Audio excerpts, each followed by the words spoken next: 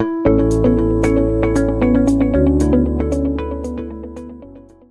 really interesting.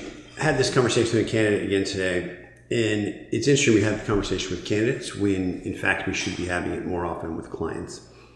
And the question comes from, in this case, the CMO who's out there engaged with us in a search process. And she asked, what leads to the CMO continually being the shortest tenure in the C-suite? And as we sit here on December 2024, right, Market Pro just placed our 300th CMO. That person starts on Monday. And we're pretty excited about that, right? So we're celebrating that around here. And so for someone who's done, as an organization, 300 different CMO searches and is built to solve the problem and solve the riddle that is what leads to CMO tenure being shortest in the C-suite, you kind of have to understand why that happens, right? And what you see is in your typical chief marketing officer search, people treat it as the same as you would a chief operating officer or a chief financial officer or a COO or a head of HR. And that's why, in essence, right, we end up with the shortest tenure in the C-suite, because it is fundamentally different. And so how is it different and why is it different is the question we get. So marketing is different from other functional areas that report up to the CEO because there's different pathways that a candidate or a professional can take from the beginning of their career to becoming the chief marketing officer. Meaning they could lean more in on brand, or they could lean in more on digital, or communications, or product. And the type of company you are will change the type of CMO you need. So that's kind of point number one. The second point, I think probably more relevant to what's going on today as to why the CMO tenure tends to still be the shortest in the C-suite, is the pace of change in marketing is so fast. And it has been for like 10 years. And every time we start the process of, I think that pace of change might slow down a little bit, we always end up surprised by something that comes along that accelerates the pace of change even more. And so currently that's the world of AI that's accelerating change in marketing at an incredibly rapid rate. And so whether it's how we're using data, whether it's analytics, whether it's performance, whether it's digital marketing, change is happening at an ever more rapid rate. And the reality is 80% of senior level marketers are not keeping up with the change. So how do I know I'm getting a CMO that is ahead of the curve and is able to be a lifelong learner as it relates to what we need from a chief marketing officer? Now you put all that into a package, right? Getting to the CMO suite, you can have different pathways. The pace of change within marketing. And then now take a step back and look at how we conduct the average CMO search. Right? You have a chief executive officer who's extremely good and talented at what they're doing, but at the end of the day, they're not a marketer. You have a head of HR who's extremely good and talented at what they're doing, but at the end of the day, they're not a marketer. And that's usually your first two interviews. The hiring manager and the head of HR.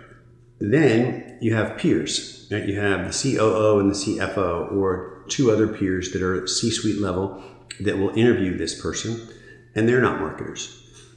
And then you go out and you hire a search firm, and that executive search firm may be very good at executive search, but if the people doing the interviewing and the vetting don't understand marketing on a deep level, you've now taken multiple CMO candidates through an entire interview process, and not once have they been interviewed by a marketing professional.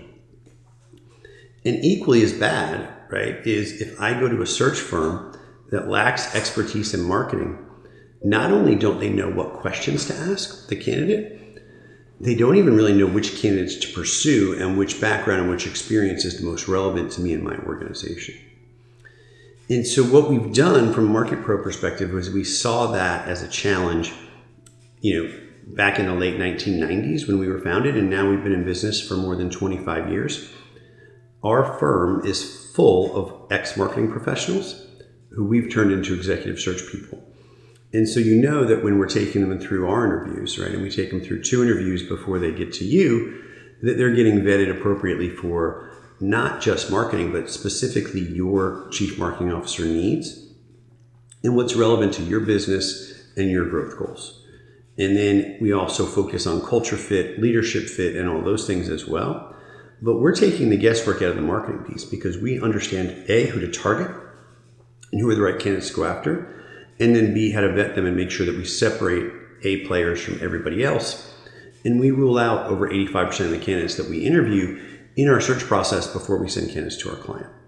So now take a step back and look at some of the successes we've had with CMO search, right? And we had the search with Constellation Brands where we did their SVP of brand, technically not a CMO. The gentleman we placed has now been promoted to CMO. What was interesting about the search was when we got a call, the president of the beer division was the hiring manager. So Constellation Brands is Corona and Modelo. And they had hired another search firm prior to us. That search firm had presented 8, 9, 10 candidates. And in this case, it was a marketing expert doing the hiring, which is rare. They hadn't interviewed any of the candidates from the previous search firm because they weren't meeting their expectations. And so we took on the search and we presented 8 candidates, all of whom they interviewed. And they got down to the end and had a very difficult decision between the final 2 candidates. And the candidate they've hired subsequently has been promoted from SVP of brand, the position we worked, to CMO. And that's a pretty typical result for us, right? Except for the fact that most of the time there is no marketing person doing the interviewing on the other side.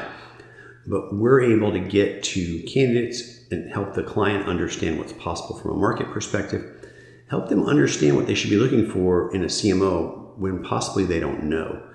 And that's a real competitive advantage, which gives us the opportunity to help our clients grow, but it also has a tremendous amount of risk mitigation in keeping the downside risk of hiring a bad CMO away.